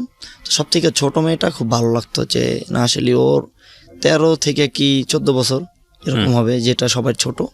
তো ওদের একটাই অভাব ছিল যে ওরা খুব নেশা করতো মেয়েরা, তারা মারা মেয়েরা মিল্লা সবাই ইয়াবা পছন্দ করতো। আপনি যে খুশি হয়ে টাকাও দিবেন, মানে টাকা নিবেন এরকম। আচ্ছা, তাদেরকে 5টা ইয়াবা নিয়ে দিলে খুশি তারা। তো আমি হঠাৎ করে যাইতেছি আইতেছি, ওই মেয়েটার সাথে খুব ভালো সম্পর্ক হয়ে গেছে এক সময়। দেখা গেছে ও আমার সাথে খুব ভালো সম্পর্ক, যে আমার ভালোই বাসে এরকম। ইয়াবা ছাড়াও গেছি, ওইটা নিয়েও গেছি, বা ওর সাথে আমি বাইরে দেখা করতেছি, ঘুরতেছি, রেস্টুরেন্টে খাইতেছি একসাথে, মেয়েটার সাথে খুব ভালো সম্পর্ক। এই তো বড় ভাইয়ের কাছে টাকা চাইলে মনে করেন আগে চাইতাম যেরকম কাঠ খেলতে গেলে ভাই 1000 দেন, 1500 দেন, 2000, তো একটু চাওয়াটা বাড়াই নিতেছি 10,000, 15,000। তো প্রথম অবস্থায় দেখা গেছে যে জিততাম, তো এখন ম্যাক্সিমাম সময় খেলতেই হারি। আচ্ছা, তো হারতে হারতে বড় ভাইয়ের কাছে নিতেছি হিসাব ছাড়াই, তো তখন আমার কিছু বলে না। আর এই বাসায় যে টাকাটা দিচ্ছি ওই 1800-2000 টাকার মধ্যেই দিতেছি। ও মনে করেন এই মাসের 10 তারিখ, আবার সামনের মাসের 10 তারিখ, টাকাগুলো আমি নষ্ট করতেছি এভাবে খুব। তো এক বন্ধুর সাথে গেলাম, ও আবার বুঝাইলো যে ক্রিকেট টাস খেলা ভালো না এইসব, তো ক্রিকেট খেলো। তো এক পক্ষে থেকে আরেক পক্ষে লাগানো শিখলাম মোটামুটি। তো এখন ওই আমার তো অনেক টাকা, বড় ভাইয়ের কাছে গেলি আমার বস্তা দেয় টাকার, তুমি গণো কত লাগবো নেও। তো মানুষে মনে করেন 1000, 2000, আমি একসাথে 10,000, 20,000 খাইটা বসে থাকি। আল্লাহ আর বুঝতে, আমার তো অত দরকার নেই, টাকা তো আছে আমার কাছে, কোনো সমস্যা নেই। তো এক পর্যায়ে মন করতে করতে যে আমি 70,000, 80,000, 1 লাখ টাকা বাজি ধরছি একদিনে। আমার তো টাকা ভাই অডালা টাকা, গণা ছাড়া টাকা আমার দিতে আছে, কোনো সময় কিছু হইব না, আমি তো এরকম ভাবছি। তো আর এর ভিতর ওই মেয়েটার সাথে আর যোগাযোগ নাই, সাথী মেয়েটা। তো আমি তো পুরা নিশ্চয়ই জড়াই গেছি সব ব্যাপারেই। তো ওই ভাই কাজ করাইতেছে যে হঠাৎ করেই মালটাল দিয়ে রাখতেছে, যেমন পিস্তল দিয়ে গেছে রাত্রে 2টা, পরের দিন ফোন দিছে যে ওই এইখান থেকে অমুক জায়গায় নিয়ে আসো। তো হঠাৎ করেই ভাইয়ের নামে একটা মামলা হইলো, যে এক লোক মার্ডার হয়েছে, ভাইয়ের নামে মামলা হইলো। আচ্ছা, তো এখন ভাই তার বড় ভাইকে বললো যে ভাই এই অবস্থা, এ ব্যাপারে আমি জড়িত না, আপনি তো জানেনি, আমি করলে তো আপনার কাছে স্বীকারই পাইতাম, আমি জড়িত না, আমার নামে মামলা হয়েছে। তখন আমরা থানার সামনে গেলাম। তো বৈশাখী থানার সামনে বড় ভাই, তার বড় ভাই গেল। তো ওই বড় ভাই ছিল তো থানার ভিতর, আমরা বাইরে শুনতেছি ওসির সাথে খুব কথা কাটাকাটি, ঝগড়া বা এক পর্যায়ে হাতাহাতি হইতেছে থানার ভিতরে। তো কিছুক্ষণ পর দেখলাম যে বাইরে থানার সামনে, আমি তো বাইরে দাঁড়াইছি, প্রায় 70-80 জন পোলাপাইন, একটা পোলাপাইন আমরা যারা আসছে সবাই থানার বাইরে। দেখলাম যে কিছু ফাইল টাইলেন না ছিঁড়া ফালাইতেছে, তারপর কিছু কাগজ টাগজ আছে জ্বালাই দিতেছে। তাই নাকি? হ্যাঁ বড় ভাই। কত সালের ঘটনা এটা? এটা আপনি 2007-8 সালের ঘটনা। জি। তো মানে ওই ওসি থানার ভিতর থেকে ফাইল নিয়ে ছিঁড়ে ফেলতেছে, থানার ভিতর হাতাহাতি হইতেছে, আমরা বাইরে দাঁড়িয়ে আছি। কিন্তু যেই থানার লোকজন টাকা দিয়ে কিনা ভাই এরকম ছিল আগে, এখন তো আইন প্রশাসন অনেক ভালো হয়েছে, কিন্তু প্রথম আমরা যে অবস্থায় দেখতাম যে ওরকম কিছু ছিল না। এখন আপনি তো যে কিছু করলেই আপনার জন্য হয়তো বা না, এখন তো চিন্তাই করা যায় না। এখন কিছু জায়গায় অনিয়ম হয় না তা না, নিশ্চয়ই, কিন্তু এখন তো আসলে এখন ভাই অনিয়ম হয়, এখন অনিয়ম হয় গাড়ি লাইন যেরকম। আচ্ছা, গাড়ির নাই পরে আসি, আপনি যেটা দেখেছেন সেটাই বলেন। তারপর তো দেখলাম আমরা অনেক কিছু, তার অনেক মামলা ছিল, একাধিক মামলা টামলা, এগুলি সবই ওই দিনকে জ্বালায় টালায় খুব অস্থির। তো এই কথাটা আর কি ওই পুলিশের ওইখান থেকে অন্য একটা ভালো লেভেলে ডিবির ওই জায়গায় পৌঁছায় কথাটা। তো এরপরই বড় ভাইয়ের আর কি খোঁজাখুঁজি শুরু হয়ে যায়। হ্যাঁ, তো বড় ভাই নাইনের উদ্দেশ 1 মাসের জন্য কক্সবাজার, খবর তো আমার কাছে আছে, খুব ঘনিষ্ঠ। সে আমার কাছে কথা বলতো, তার কথাটা তার আম্মুর কাছে গিয়ে আমি বলতাম যে সে শুধু আপনার সঙ্গে ফোনে যোগাযোগ ছিল। তার আম্মুর কাছে বলতাম সে ভালো আছে, সমস্যা নেই। তো ডিবি অনেক খোঁজাখুঁজি করলো, তো অনেক টাকা প্রায় শুনলাম যে বড় ভাই বললো, যে বড় ভাই আর কি দেখতো, বড় ভাই বললো প্রায় 18-19 লাখ টাকার মতো গেছে, যে পুরাটা দামা চাপা দেওয়ার জন্য যা হয়েছে। সব টাকা টোকা দিয়া সব দামা চাপা দিয়ে দিছে। তো তারপরে আসলো। তো এখন ওই বড় ভাই মানে আমার দিয়া আগে তো প্রায় করতাম, এখন তা আসার পর থেকে মেয়ে প্রতিদিন আসতেছে বিভিন্ন জায়গা থেকেই তার কাছে আসতেছে, বৈশা কথা বলতেছে। এমন আছে মহল্লার আচার বিচার নিয়ে আসতো মানুষ, যে ভাই এই বিচারটা করে দেন, অমুক কাছে টাকা পামু বা আমার এইসব সব কিছুই সেই করতো। তো ওই বড় ভাইয়ের সাথে আমিও মেয়েটা দেখতাম, অনেক মেয়ে আসতো। তো ওইখান থেকে একজনটা খুব ভালো লাগে। তো ওই মেয়েটা ছিল প্রতি মানে বললাম আবাসিকে থাকে, যে খারাপ মেয়েরা ছিল, ওরা আমার খুব ভালো লাগে ওই সময়, কিন্তু আমি তো জানতাম না। তো ওর সাথে কথা বললাম এই সেই, তো ও বলতেছে যে আমরা টাকার বিনিময়ে সব কাজ টাজ করি, বা ওর ঘটনা বলছে, আমার খুব কষ্ট লাগছে। তো ওর এক জায়গায় আর কি বেচা দেওয়া হয়েছে এরকম। তো ও বলতেছে, আমি বললাম যে তুমি এখান থেকে বাইরে হতে পারো, কত টাকা দিলে? ওই মেয়েটার সঙ্গে কথোপকথনে আপনি জানতে পারলেন? তো মেয়েটার সাথে আমার খুব কথাবার্তা হইতো, ফোনেও অনেক যোগাযোগ করতাম, খুব ভালো রিলেশন হয়েছে, যে বন্ধুর মতো। তো ও বললো এককালীন 10 লাখ টাকার মতো যদি ওই জায়গাটা দিতে পারে, তো ওই জায়গা থেকে আসলে বাইরে দিতে পারবো। তো বড় ভাইয়ের কাছে গেলাম, যে আসলে এতটি টাকা তো নেই, টাকা নেই, কিন্তু যখন আগোনা টাকা থাকে তখন নেই। দেখাই ভাই 10,000 নিলাম, 20,000 নিলাম, কিন্তু দেখা গেছে 80,000 1 লাখ টাকা নিয়েছি। ভাই জানলো, অত জানে না। 10 লাখ টাকা চামো ভাইয়ের কাছে, কি করা যায়? তো ভাইয়ের কাছে বললাম, ভাই অনেক বড় এক সমস্যার ভিতর আছি। তোমার আবার কি সমস্যা? বাড়ি ঘরে কি সমস্যা এলাকায়? আমি তো ফোন দিয়ে দিলে এই সমস্যা শেষ হয়ে যাবো। বললাম না ভাই, শারীরিক দিক দিয়ে সমস্যা, ডাক্তার দেখাইতে লাগবে, কত টাকা লাগবে? তো ভাইয়ের কাছে বললাম যে ভাই 1 লাখ খানের মতো লাগে। তো ভাই টাকাটা দিল। তো কিছুদিন পরেই মানে বড় একটা ডিল ফাইনাল হইতেছে, কিছু ইয়াবা নিয়া। ওই কথাটা শুনতেছি আমি, অনেক বড় ধরনের একটা ডিল ফাইনাল হইব। তো 1 লাখ টাকা ওই সময় নিয়ে নিছি, নিয়ে রাইখা আবার টাকাটা হাইরে গেছি গা ভাই, এই যে জুয়াটার ভিতর গিয়ে সব কিছু শেষ করছি। তো একটা ডিল ফাইনাল হইব বড় ধরনের, যে প্রায় 10,000 12,000 পিসি আবার নিয়ে বড় একটা ডিল ফাইনাল হইব। ওইখানে প্রায় 55-60 লাখ টাকার মতো দিব, এরকম কথা হয়েছে। আচ্ছা। তো আমি কথা শুনতেছি, এরকম আমার কোনো সময় আড়াল করে নাই, যে পার্টির সাথে কথা বললো, আমি বসছি কথা শুনতেছি। তো ওইখান থেকে কিছু টাকা আনতে দেওয়ার কথা ছিল আমাকে, প্রায় 8 লাখ টাকার মতো আনতে দিব, এরকম কথা। সব আর কি সেই নিব, মানে 8 লাখ টাকা বাকি আছে, ওইটা আর কি আমি আনবো। তো পরে কিছুদিন পর পাঠাইছে 8 লাখ টাকা। 8 লাখ টাকা নিয়ে আসছি, আনার পথে আইনা রাইখা দিছি। তখন বাইরে বললাম যে ভাই টাকাটা আনার পথে হারাই গেছে। তো ভাই তো প্রথম অবস্থায় বিশ্বাস করে না, যে মানে আপনি টাকাটাকে হারিয়ে গেছিলেন, আপনি ইচ্ছা করে করছেন? আমি তো ইচ্ছা করু যে মেয়েটাকে দিয়ে দেবো, মানে মেয়েটাকে দিয়ে দেবো। ওই মেয়েটা কত টাকা? 10 লাখ টাকার কথা বলছে, ওরা বিক্রি করা হয়েছে। এখন ওইখানে প্রায় 5 লাখ টাকার মতো দিলে আয়া পড়তে পারবো, আর 5 লাখ টাকা দিলে ওকে যে ঋণ পিন দেনা টানা ওইসব দিয়ে ও আর এইসব লাইন করবে না। মেয়েটাকে আপনার কি খুব ভালো লেগে গেছে? মেয়েটা খুব ভালো, দেখলে মনে হইব না যে এরকম বা কি আসার বিষয়। আচ্ছা, মেয়েটাকে বিশ্বাস করে ফেলেছেন আপনি? হ্যাঁ, বিশ্বাস। মেয়েটার সঙ্গে আপনার অনৈতিক সম্পর্ক ছিল? না, এরকম ছিল না। ওইটা করতে যাইয়ে ওর সাথে কথা হইছে। তো ওই থেকে ভালো। মেয়েটার নাম ছিল রূপা। রূপা, ওকে। তো আপনি টাকা হারায় গেছে এটা বলেছেন, আমি বাইরে বলছি। তো নিজে একটু অ্যাক্টিং করতেছি, খুব মানে ভাঙ্গিয়া পড়ছি, ভাই টাকা হারাই গেছে, আমি আর পারতেছি না, মানে বুঝাইতেছি আসলেই হারাই গেছে। তো টাকা হারায় নাই। পরের দিন মেয়েটাকে ফোন দিলাম। ভাই কি বললো? হ্যাঁ, ভাই প্রথম অবস্থায় হারাই গেছে, বিশ্বাস করে না, মজা করে আসতেছে। তো আমি কান্না করতেছি যে ভাই হারাই গেছে, এখন কী করা যায়, আমার মাইরা লে তৈব না। তো ভাই কয় যা গেছে কী হয়েছে, 8 লাখ টাকায় তো গেছে, ওটি কোনো সমস্যা নাই, এইসব লাইনে টাকা আয় যায়। তো ভাই ভালো জানতো দেখেই এরকম কথাই বলছে। তো মেয়েটাকে নিয়ে ভাই টাকাটা দিয়ে দিলাম। দেওয়ার পর 1 সপ্তাহের মতো ভালো কথা। আর আমার ভুল এখানে একটা কথা বলি প্রিয় শ্রোতা, আমি সরি ফর দ্য ইন্টারাপশন। কোন এক বিখ্যাত লোকের কোট, আমার নামটা মনে নাই, বা কোন একটা বইয়ে পড়েছিলাম, আজকে এই প্রেক্ষাপটে হয়তো আমাকে কথাগুলো বলতে হচ্ছে, যে একজন মানুষ যখন কোনো খারাপ কাজ করে, একাধারে সে খারাপ কাজ করে, একই সাথে সে ভালো কাজ করে। উনি একটা উদাহরণ দিয়েছিল খুব চমৎকার করে। যেমন ধরুন, খুব ছোট্ট, যে মানুষটা ঘুষ খাচ্ছে সে সব দিকে খারাপ মানুষ সেরকম কিন্তু না। সে ওই ঘুষের পয়সা দিয়ে হয়তো তার সন্তানকে ভালো একটা স্কুলে পড়াচ্ছে, তার মানে সে ভালো বাবা। সে একজনের পয়সা অন্যায়ভাবে নিচ্ছে, কিন্তু আরেকদিকে সে ভালো কাজ করার চেষ্টা করছে। তাহলে দেখেন, একটা মানুষের মধ্যে দুটো সত্তা নিয়ে সবসময় সে বিরাজমান, সে ভালো এবং মন্দ। যে মানুষটা ভয়ঙ্করভাবে খারাপ কাজ করে, সে মানুষটাও মসজিদে গিয়ে পয়সা দেয়, সে মানুষটাও দান খয়রাত করে, এবং সে মানুষটাও কিন্তু যখন সে ইমপ্রেস হয়, সে বড় অঙ্কের অর্থ সাহায্য করে কাউকে।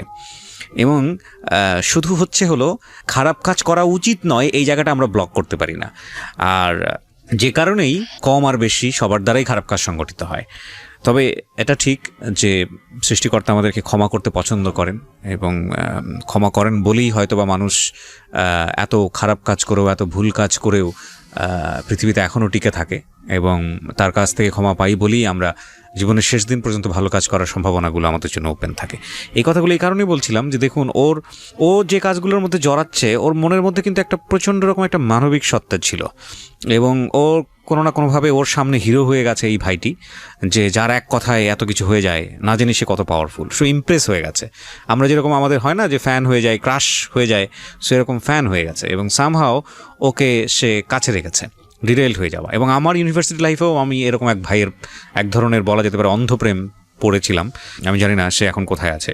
তো এই ইমপ্রেস হওয়ার ব্যাপারটি আসলে, এরকম ভাই বলতে আমি বোঝাচ্ছি না সে ক্যাটার ছিল না, সে একটু অন্য লেভেলের ছিল, সেটা মনে করার কোনো কারণ নেই। সো এরকম ব্যাপারটা আমাদের জীবনে ঘটে। এবং দেখুন, এই ছেলেটা, ওর কাছে 8 লাখ টাকা অনেক টাকা, অনেক টাকা। ওর ব্রেনটা যদি একবারের জন্য টুইস্ট করতো যে 8 লাখ টাকা চুরি হয়ে গেছে এই কথাটা বলে, আমি 8 লাখ টাকাটা নিজের পকেটে রেখে দিলাম, ওকে ঠেকানোর কেউ আছে? ঠেকানোর কেউ ছিল না। কিন্তু ও চুরি করেছে একটা ভালো কাজ করার জন্য, এবং সেটা কতটুকু ভালো হয়েছে আমরা সেটা জানি না, কিন্তু এর ভেতর দিয়ে ওই এতগুলো খারাপের ভিতর দিয়ে একটা ভালো জিনিস ঘটে গেছে। তো আমি এই জন্যই বলছিলাম যে সব খারাপই আসলে খারাপ না, কিছু খারাপের মধ্যে কিছু ভালো জিনিস থাকে, সেটাকে ফাইন্ড আউট করতে হয়, অন্য দৃষ্টিভঙ্গি দিয়ে দেখতে হয়। তো আপনি টাকাটা তাকে দিলেন, রূপাকে দিলেন, তারপর কি হলো? রূপাকে দিলাম, 1 সপ্তাহ খুব ভালো কথা হইতেছে, জিজ্ঞেস করতেছি কবে কি তুমি চলে আসবা ভালো ওইখান থেকে। তো বলতেছে ওইখান থেকে আইসা পড়ছি, আমি গ্রামে আসছি, টাকা নিয়ে বাপ মার কাছে দিয়া আবার আমি তোমার কাছে ফিরে আসতেছি। তো আমি ওরে বলছি যে দেখো, তুমি এরকম, আমি শুধু জানি, আমার ফ্যামিলি তো জানে না, তোমার তো আমার বন্ধুর মতো, তো হয়তো বা কোনো একদিন যাই হোক না হোক হয়েছে, আমি তো তোমার বিয়ে করতে চাই। তো ও 1 সপ্তাহ খুব ভালো কথা হইতেছে, হঠাৎ করে 1 সপ্তাহ পর ফোন বন্ধ মেয়েটার। তো আমি তো ভাঙ্গা পড়তেছি, মানে টাকাটার জন্যই বেশি ভাঙ্গা পড়ছি। ভালোবাসাটা ছিল, কিন্তু আমার ভিতরে একটাই আফসোস লাগছে যে আসলে এই টাকাটা যদি নিজের জন্য কিছু করতাম, তাও ও এই খারাপ লেভেলের মেয়েরা যে আসলে ভালো হয় না জীবনে, ওরে দিয়ে বুঝতে পারছি। তো 1 সপ্তাহ পর আর কোনো খোঁজ খবর পেলাম না। তো ওর যেই জায়গাটা ছিল ওই জায়গাটায় গেছি, তো ওই এক মহিলা আছে ওদের লিডার, তো ওর কাছে গিয়ে জিজ্ঞাসা করলাম যে এরকম এরকম কি। তো ও বলতেছে যে ও আমারে প্রায় 1.5 লাখ টাকার মতো ওই মহিলাকে দিছে, যে মহিলার কাছে রাখতো 1.5 লাখ টাকার মতো দিয়া ও তো চলে গেছে। তো মেয়ের ফোন বন্ধ, আমি আর তো কিছু জানি না, কারণ অ্যাড্রেসটাও জানি না, দেশ গ্রামেও কিছু জানি না। তো ওই জিনিসটা আমার ভিতর খুব কুড়া খাইতেছে। বড় ভাইয়ের কাছেও মিথ্যা বললাম, কি করলাম। আর মেয়েরা যে এরকমই হয়, একবার তো বুঝি নেই, বারবার বুঝতেছি। যারে খারাপ তারে ভালো বানাইতে গিয়েও বুঝলাম, যে ভালো তারে ভালোবাসা তাও বুঝলাম। তো এই মেয়েদের প্রতি একটা রাগ, একটা ঘৃণা জন্মাইলো যে না, মেয়েদেরকে আর বিশ্বাস তো দূরের কথা, আর কিছুই করব না। তো এরপর থেকে ওই বড় ভাইয়ের সাথে আসলেই, যে কোনো মেয়ে আসলে আমি চাইতাম। আর বড় ভাই এরকম ফিরে ছিল যে কখনো বলে না যে আসলে যে এটা আমার পার্সোনাল বা কি আসে বিষয়, কখনই বলতো না। তো যাইতাম, এরকম সপ্তাহের ভিতর 2বার 3বার হইতোই আমার মেলামেশা হইতোই। অন্য সব মেয়েরা আসতো ভাইয়ের কাছে যারা। তো হঠাৎ করে ধীরে ধীরে আপনি নিজেও ইনভলভ হয়ে গেছেন খারাপ কাজের মধ্যে অনেকখানি। হ্যাঁ, কাজে জড়াই গেছি। তো বড় ভাই আবার ওয়াইফ ছিল, তো সে বাংলাদেশে থাকতো না। তার এই হিস্ট্রিটা কি জানতে পারছেন যে এই লোকটা কেন এই লাইনে আসে? হ্যাঁ, অবশ্যই জানতে পারছি। হিস্ট্রিটা কি ছিল? বড় ভাইয়ের সমস্যা ছিল যে বড় ভাই যখন আশরাফুল যে ক্রিকেট খেলে, আমার বড় ভাই, এই বড় ভাইও তাদের সাথে খেলতো, তারও চান্স পাওয়ার কথা ছিল জাতীয় দলে। সে এখনো ক্রিকেট খুব ভালো খেলে। তো সেও মানে এক বড় লেভেলের যেই লোকের ভাতিজির সাথে প্রেম করতো। তার যেদিন ফোনে আসছে যে চান্স পাইব ক্রিকেট খেলায়, তো তখন সে ওই মেয়েটাকে নিয়ে উদা হয়ে যায়, মেয়েটাকে নিয়ে পলায়। তো মেয়েটা তারে 1 সপ্তাহের মতো রাখে, মেয়েটা দূরে পলায়, তাদের শারীরিক সম্পর্ক হয় অনেকভাবেই।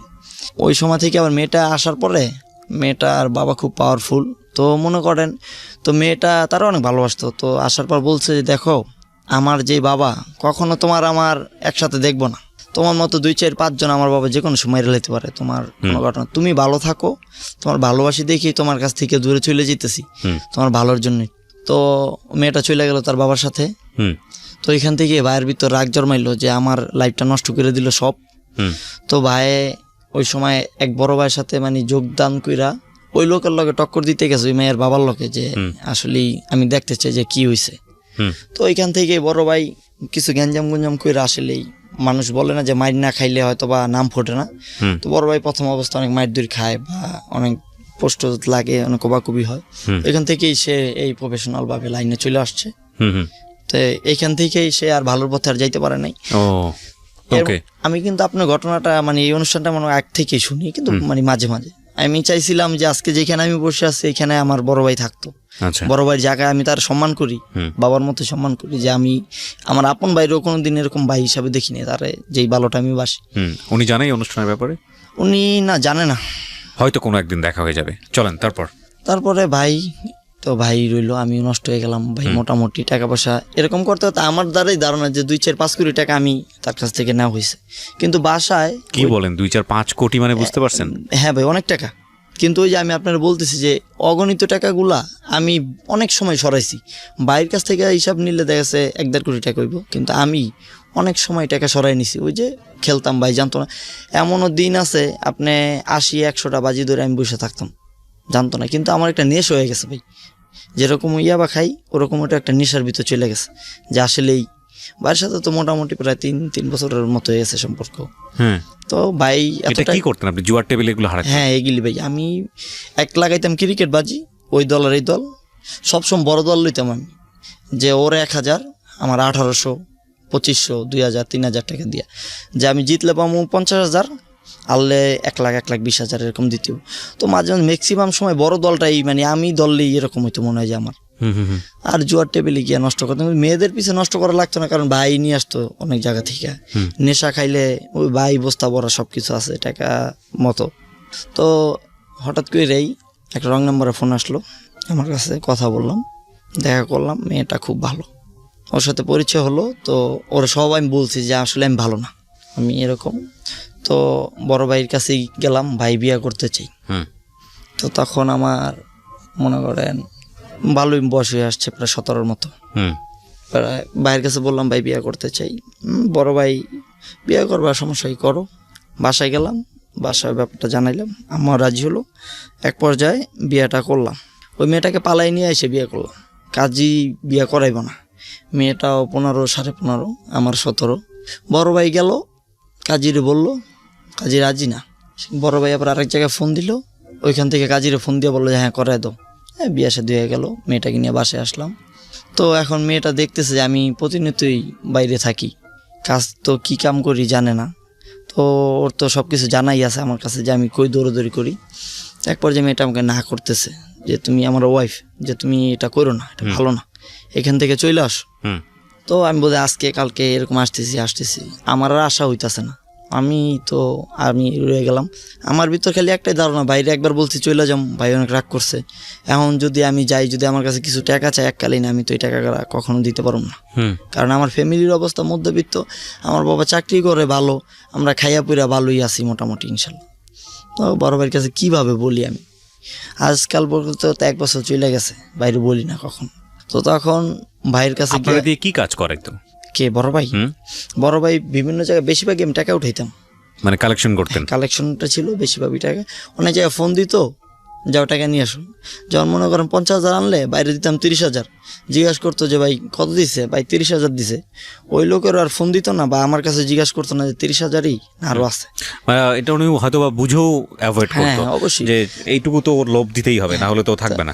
তো আমার কোনো সময় মানে এরকম ভাবে আমি অনেক টাকা সরাইছি ভাই, কিন্তু ওই যে টাকা তো বাংছি যে কোনো কাজে না। আজকে যদি আমি একটা বাড়ি উঠাইতাম, আমার একটা 5তলা বাড়ি থাকতো ঢাকার শহরে, কিন্তু আমি টাকা বাংছি আজে বাজে জায়গায়, যেসব জায়গায় কোনো কাজের না। তো এক পর্যায়ে বাইরে বললাম যে ভাই আমি তো অনেক দিন ধরে আছি, আমি আর থাকতে চাই না, আমি বিয়ে করছি, আমার সংসার হয়েছে, থাকতে চাই না। তো ভাই চুপচাপ অনেকক্ষণ বসে রয়েছে, টেবিল থেকে রাগ করে উঠে গেছে। বড় এক টেবিল ছিল বর্ষা ক্লাবের, তো উঠে গেছে।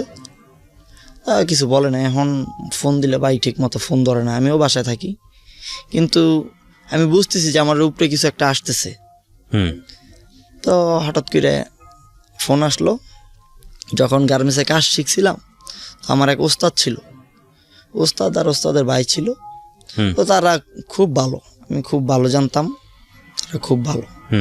তো তারা ওই যে বড় ভাইয়ের 2 ভাই ছোট, তো বড় ভাই যদি কিছু ইশারা দেয় তারা ওইটাই পালন করে। তো আমার ফোন দিল প্রায় মাসখানে পরে যে কোথায়। তো আমি গেলাম, যে আমার ওস্তাদ ফোন দিয়েছে, আমি তো যাইতেই পারি স্বাভাবিক। তো গেলাম নদীর এই পার দিয়া, অনেক এক জায়গার ভিতর বিশাল এক মাঠ, কিছু নাই, তাই তারা 2জনই বসে আছে, কথা বলতেছি। ভাই কি আসে বিষয়? হ্যাঁ ভালো। তো কথা বলতে বলতে এক পর্যায়ে দেখি যে তারা আর ভালো কথা বলে না। তারা কথা যে তোরে আজকে মাইরা ফেলাম। কোথা থেকে এটা লিঙ্ক হয়েছে ভাই, মাইরা ফেলাইবেন, আমার অপরাধ। তো বলতে চায় না যে কি কারণ, কি আসা বিষয়, বলতে চায় না। তো আমি খুব আকতি মিনতি করলাম যে ভাই একটা আসামি বা একটা ফাঁসির আসামির তো শেষ একটা ইচ্ছা থাকে, তা আমার শুধু একটাই ইচ্ছা, ভাই আমার কি কারণে মারতেছেন, আমার ভাই কারণটা আমার একবার বলে দেন। তো আমারে বলল যে তুমি যে লাইনটার ভিতরে ছিলা ওইখানে আমরা কখনো যেতে পারিনি, তুমি এত ক্লোজ হইয়া আজকে এইখান থেকে চলে যাবা দেখা তোমার আর থাকা সম্ভব না। তো মানুষে ভাই টাকার লোভ সবারই থাকে, টাকা যারে বলবেন অনেকের সবারই লোভ আছে কম বেশি। তো আমি তো নিরুপায়, কিছু করতে পারতেছি না। তো বললাম যে ভাই এটাই কারণ? হ্যাঁ। তো ভাই আমার কারণ আমি কি টাকার পয়সা সরাইছি এই জন্য মেরে ফেলবে? আমার বড় ভাই একটু কথা বলার সুযোগ দেন। বাইরে আমার ফোন দিয়ে ধরেন। তারপরে বলতেছে যে না, এই বড় ভাইয়ের এমন কোনো জায়গা নাই যে তুমি চিনো না, এমন কোনো লিঙ্ক নাই যে তুমি চিনো না, কোন জায়গায় কি আছে আসার বিষয় তুমি সব জানো। তো তুমি যদি হয়তো বা এই লাইন ছেড়ে দিছো, কিন্তু তোমার তো মনে করো বড় ভাইরে তুমি যে কোনো একটা ঝামেলার মধ্যে ফালাই দিবা, কিন্তু আসলেই ভাই আমার মনের ভিতর কখনো এটা ছিল না। আমার হিসাব ছিল যে আমি আসলেই যা করছি জীবনে ভালো একটা সংসার করতে চাই, বাপ মা নিয়ে সুখে শান্তি থাকতে চাই। আমার ছাড়লো না। 11টার দিকে রাতে এরকম প্রায় ফজর হয়ে যেতেছে। তো তখন আমি 20,000 টাকা থেকে তাদের বলছি ভাই 20,000 টাকা তুমি ছাইরা দেন, কারণ আমার ফ্যামিলিতে 2-4-50,000 টাকা না 20-30,000 টাকা দিতে পারে, ধার দেনা করে দিল। তখন রাজি হইল না। তো আমি খুবই ভাঙ্গা পড়লাম, ওইখানে কান্নাকাটি করলাম। তো এক পর্যায়ে প্রায় 20,000 থেকে লাখ ছাড়াই গেছে, অ্যামাউন্টটা গিয়ে দাঁড়াইছে যে 2 লাখ টাকা দেবো। পরে রাজি হলো 2,60,000 টাকার মতো রাজি হইলো 2জন শুধু। তারা আমাকে অনেক কিছুই দেখাইছে, সুইচ গিয়ার নিয়ে আইছে, পিস্তল নিয়ে আইছে, অনেক আকতি মিনতি মানলাম না। তারা মানে মারার এই প্ল্যান, কিন্তু আসলে টাকার লোভে পড়া তারাও জিনিসটা। তো বাসায় ফোন দিলাম যে এই অবস্থা, যে আমি একটা সমস্যায় পড়ছি, কিছু টাকা লাগবে। তো আমার মায়ে খালা বা আত্মীয় স্বজন থেকে প্রায় 60,000 টাকার মতো জোগাইছে। আর টাকাগুলো মনে করেন আমি ছোট থেকেই তো ঢাকায় বড় হয়েছি, সবাই আমাদেরকে চিনে।